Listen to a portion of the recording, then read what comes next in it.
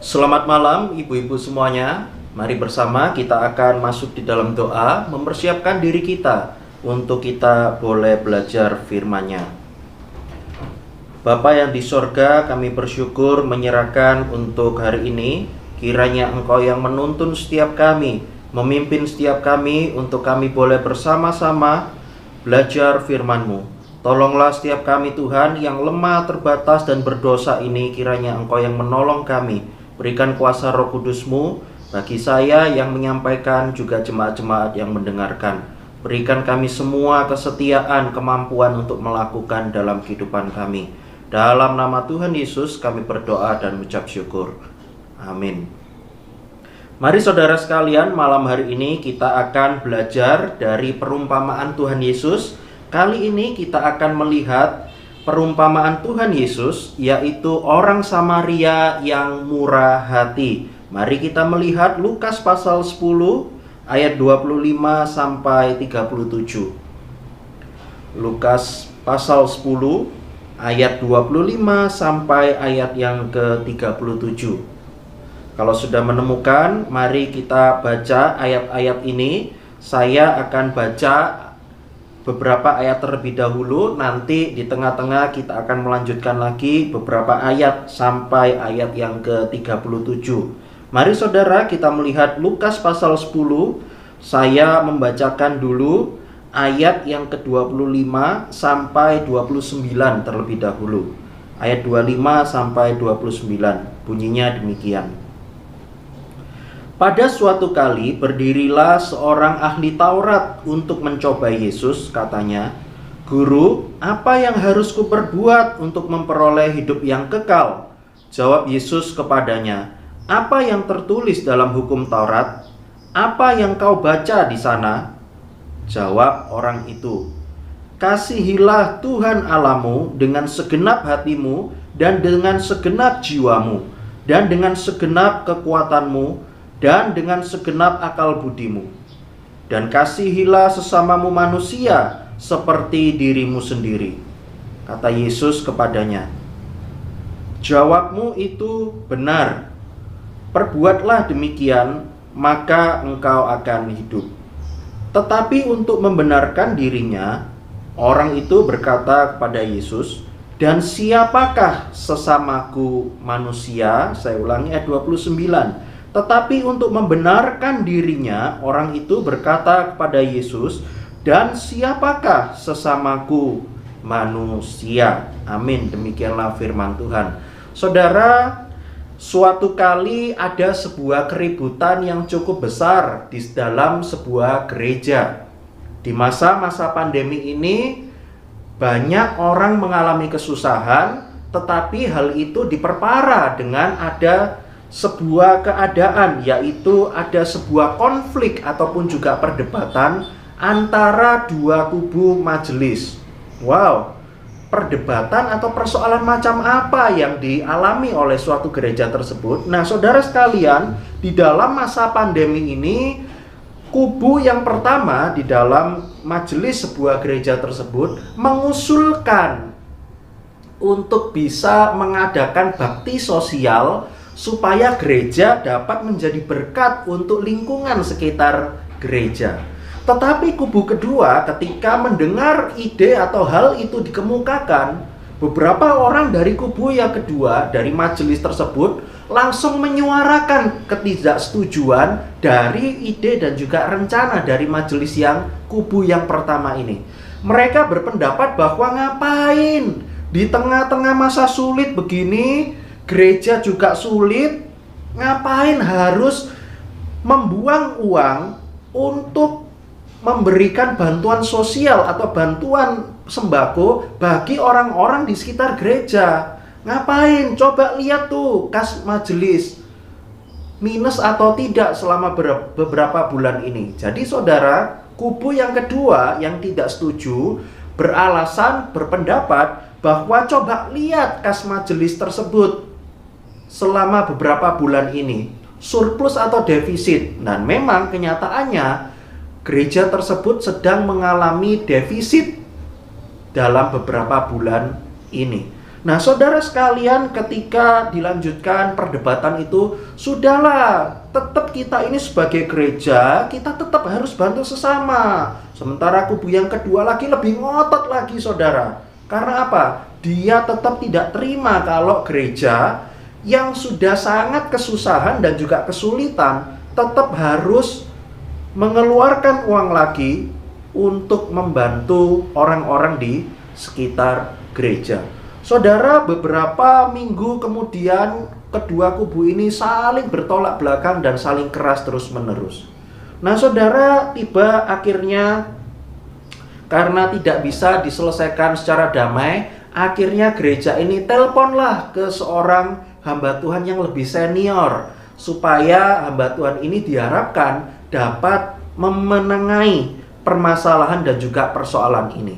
Saudara, ketika hamba Tuhan yang cukup senior ini datang ke gereja tersebut, menyelesaikan, ayolah kita tetap harus bantu. Panggilan gereja itu bukan cuma melayani jemaat-jemaat saja, tetapi bagaimana gereja itu identitasnya sebagai garam dan terang dunia menjadi berkat bagi sesama. Coba lihat tuh ayat-ayat yang lain. Jadi pendeta tersebut memperlihatkan beberapa ayat yang memperlihatkan panggilan gereja itu adalah untuk dunia ini, sehingga kehadiran gereja dapat menjadi berkat bagi dunia ini. Nah, saudara, ketika agak kepepet majelis yang tidak setuju ini awalnya, nah saudara, dia itu akhirnya bilang, oke, untuk urusan uang tidak masalah karena beberapa majelis sudah sepakat untuk urunan. Tapi saya punya alasan lagi. Wah, ternyata kubu majelis yang kedua ini yang tidak setuju tetap punya alasan lagi. Karena apa? Sudah, coba lihat tuh tetangga-tetangga di sekitar gereja. Orang Kristen atau tidak?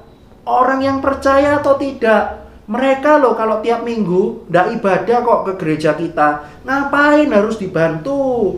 Mending bantu aja jemaat-jemaat. Kalau orang di sekitar gereja tidak perlu. Karena apa?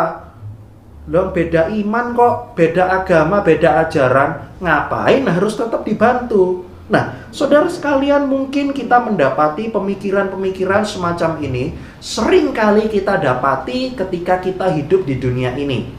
Baik itu di dalam lingkungan gereja ataupun juga ketika kita berada di luar gereja. Seringkali orang itu membangun tembok pemisah antara dia sendiri dengan orang lain. Tembok pemisahnya itu bisa macam-macam, saudara. Mungkin bisa agama, mungkin bisa suku atau ras, budaya, status sosial, status kepintaran dan sebagainya. Banyak sekali hal-hal yang seringkali orang itu bangun tembok pemisah semacam itu. Dan itulah yang kita temui di dalam perikop yang kita baca ini tentang seorang ahli Taurat yang datang kepada Tuhan Yesus untuk menanyakan satu hal. Dan lebih tepatnya bukan menanyakan. Di situ kita melihat ayat 25, untuk mencobai Yesus. Ahli Taurat, namanya ahli Taurat berarti dia sangat ngerti ajaran-ajaran ataupun juga ritual-ritual dari Taurat. Dia datang kepada Yesus, tanyanya begini, Guru, apa yang harus kuperbuat untuk memperoleh hidup kekal? Saudara, kalau kita melihat, sebenarnya kenapa kok Lukas ini mencatat mereka itu datang untuk mencoba Yesus? Karena sebenarnya mereka ini tidak usah tanya, sudah tahu kok jawabannya sebenarnya. Tetapi mereka tetap tanya kepada Yesus. Ahli Taurat ini tanya, Guru, aku ini harus berbuat apa supaya aku ini memperoleh hidup kekal? Padahal ahli Taurat ini sudah jelas kok tahu jawabannya. Dia harus melakukan hukum Taurat secara sempurna. Karena itu Yesus menjawab demikian. Jawab Yesus kepadanya, apa yang tertulis dalam hukum Taurat?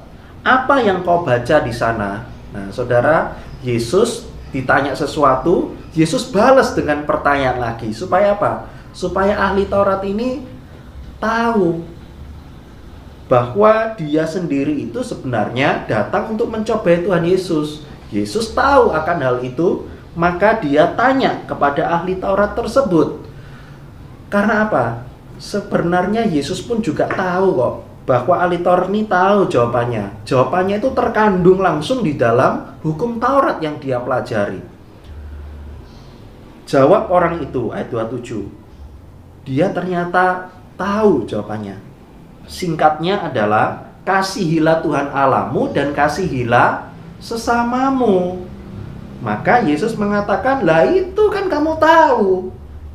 Sudah, kamu pergi, kamu berbuat demikian. Masih ngotot lagi saudara ahli Taurat ini. Dia tanya lagi, Tuhan Yesus, saya mau tanya lagi. Nah, dikatakan di dalam ayat 29, kali ini motivasinya untuk membenarkan dirinya sendiri. Dia tanya begini, dan siapakah sesamaku manusia? Siapakah sesamaku manusia? Saudara ahli Taurat ini tanya sesama manusia kepada Tuhan Yesus. Dia itu sebenarnya berharap bahwa sesamaku manusia ini ya sebangsa Yahudi sendiri yang ngerti Taurat, tetapi orang lain di luar dirinya ada tembok pemisah.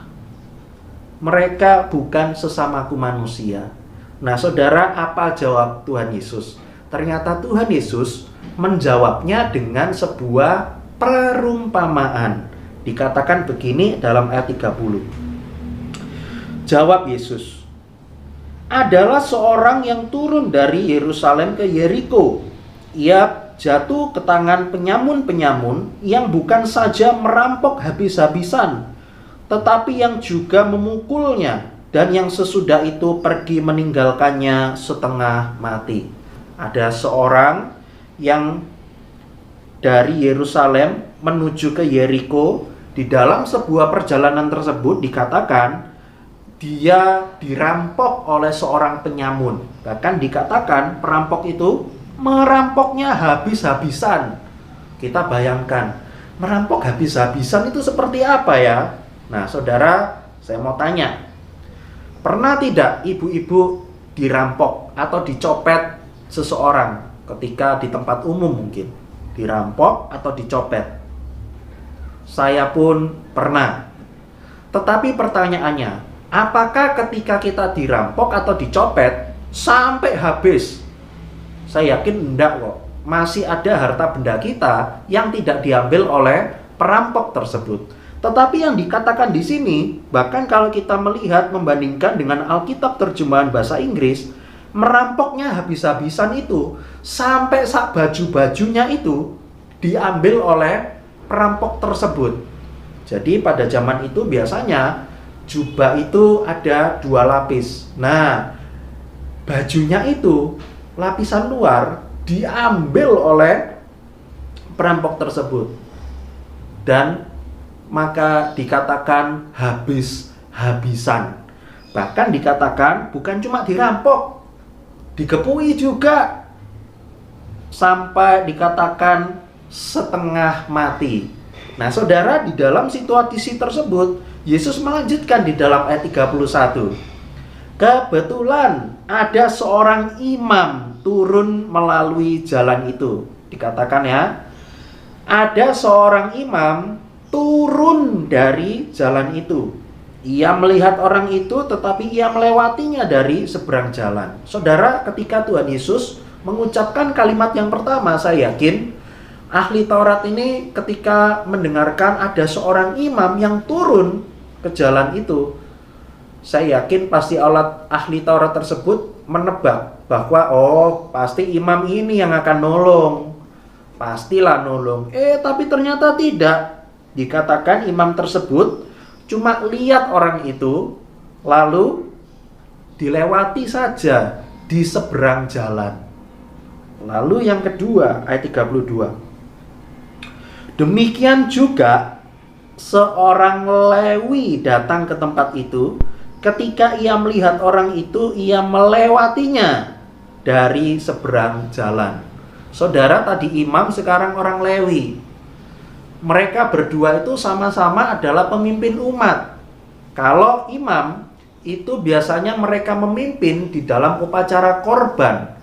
Sedangkan orang Lewi itu dia adalah seorang pemimpin ibadah di Bait Allah di Yerusalem.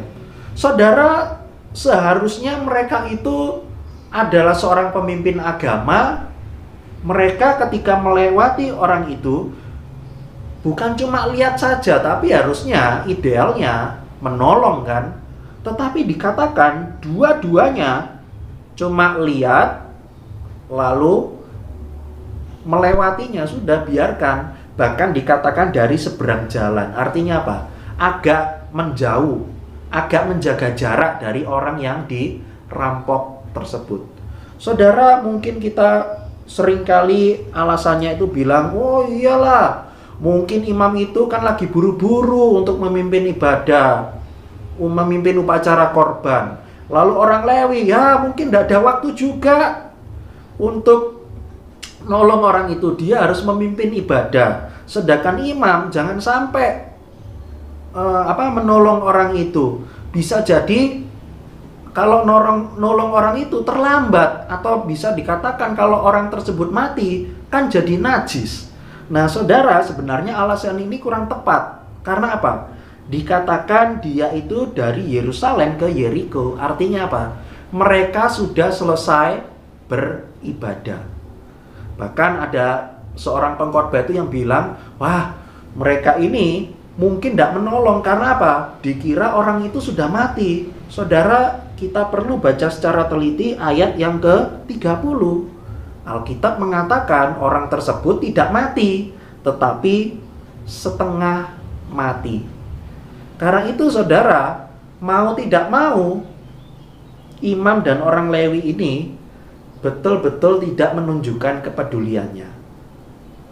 Apa kelanjutan dari perumpamaan ini? Ayat 33. Lalu datanglah seorang Samaria yang sedang dalam perjalanan ke tempat itu. Dan ketika ia melihat orang itu, dikatakan, tergeraklah hatinya oleh belas kasihan. Saudara, saya yakin orang yang ketiga ini ketika diceritakan oleh Tuhan Yesus sangat mengagetkan ahli Taurat. Karena apa? Dikatakan, lalu datanglah orang Samaria. Apa yang dilakukan orang Samaria? Ayat 34 dan 35. Ia pergi kepadanya, ia balut lukanya, dia rawat, lalu dinaikkan ke keledainya, dibawa ke sebuah penginapan untuk dirawat. Dia merawat di dalam hari yang pertama, dikatakan ayat 35, esok harinya dia itu menyerahkan 2 dinar kepada pemilik penginapan tersebut. Dikatakan, rawatlah dia, dan jika kau belanjakan lebih dari ini, aku akan menggantinya pada waktu aku kembali. Saudara, akhirnya Tuhan Yesus menanyakan begini, menurut kamu, siapakah sesama manusia bagi orang yang jatuh dalam tangan penyamun tersebut?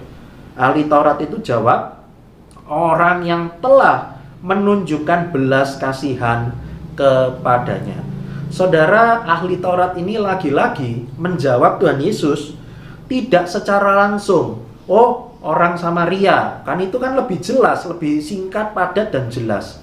Tetapi dia ini menjawab Tuhan Yesus, orang yang telah menunjukkan belas kasihan kepadanya. Artinya apa, saudara? Ahli Taurat ini masih tidak rela kalau orang Farisi itu tetap dianggap atau diajarkan oleh Tuhan Yesus sebagai sesama manusia bagi dirinya sendiri. Saudara, kita melihat dengan jelas ahli Taurat pada zaman tersebut sangat mengutamakan kesalehan secara ritual di dalam hukum Taurat. Tetapi mereka melupakan orang-orang yang ada di sekitarnya. Bahkan dia itu rela membangun tembok pemisah yang cukup tebal dan cukup kuat antara dirinya dengan orang lain yang tidak sesuai dengan dirinya. Saudara, di dalam sebuah buku ini, di dalam perikop atau perumpamaan ini, ada sebuah buku yang mengatakan, seperti itulah seharusnya orang Kristen bisa berbuat. Seperti apa? Seperti orang Samaria yang dikatakan yang murah hati. Jangan membangun tembok pemisah. Justru apa? Saya suka kalimat berikutnya, memanusiakan manusia. Saudara, mungkin kita sering kali menemui ada orang itu yang sangat jahat sekali, memperlakukan orang itu kayak benda mati. Bahkan memperlakukan orang lain, apalagi yang tidak sesuai dengan dirinya atau yang ada di bawah derajatnya, itu memperlakukan seperti apa? Seperti hewan, seperti binatang. Padahal loh, manusia, tapi diperlakukan seperti hewan atau seperti benda mati. Saudara, ayat ini mengingatkan setiap kita bahwa kita sebagai anak Tuhan, kita sebagai umat Tuhan, marilah kita jangan membangun tembok pemisah yang tebal. Marilah kita hidup bersama dengan orang lain, apapun perbedaannya. Itulah namanya toleransi. Toleransi bukan semua sama, tetapi toleransi bisa tercipta meskipun ada di dalam perbedaan, tetap saling menghargai dan saling mempedulikan. Saudara, itulah panggilan gereja di dalam kehidupan kita. Kita sebagai gereja, kita sebagai umat Tuhan, marilah kita mengasihi Tuhan. Dan juga Tuhan Yesus bilang mengasihi sesama manusia. Bukan cuma sesama Kristen saja, bukan cuma sesama suku atau budaya saja, tetapi semua orang, baik itu Kristen ataupun juga non-Kristen. Saudara, beberapa waktu ini kita mendapati kondisi dunia yang sedang tidak aman. Kita mengetahui bahwa agama tetangga kita sangat marah, sangat muak dengan apa yang dikatakan oleh Presiden Prancis, yaitu Emmanuel Macron. Mereka melakukan demo di mana-mana, baik itu di Kedubes Prancis, baik itu di negara Prancis sendiri. Bahkan beberapa waktu yang lalu yang cukup menghebohkan dan cukup konyol bagi saya ketika membaca berita tersebut, di sebuah kota di Indonesia, orang-orang berkumpul untuk melakukan demo. Nah, ini yang konyol. Di depan tempat les bahasa Prancis. Saudara, apa hubungannya antara Prancis di negara sono, dengan les-lesan bahasa Prancis di Indonesia? Lah, itu loh tempat les Prancis di demo. Saudara, ini menunjukkan tidak ada rasa toleransi. Mereka sangat membenci, mereka sangat reaktif dengan apa yang dilakukan orang lain kepada agamanya. Apakah ketika orang lain menghina Kristen kita tidak marah? Tentu saja kita marah. Tetapi cara untuk membalasnya tidak seperti itu. Tidak brutal seperti itu. Mari saudara, perumpamaan hari ini mengingatkan setiap kita bahwa kita mengasihi Allah, kita mengasihi sesama manusia. Jangan ada tembok pemisah di antara kita, sehingga kita sebagai gereja, kita sebagai garam dan terang dunia, kita menjadi berkat bagi sesama kita. Amin.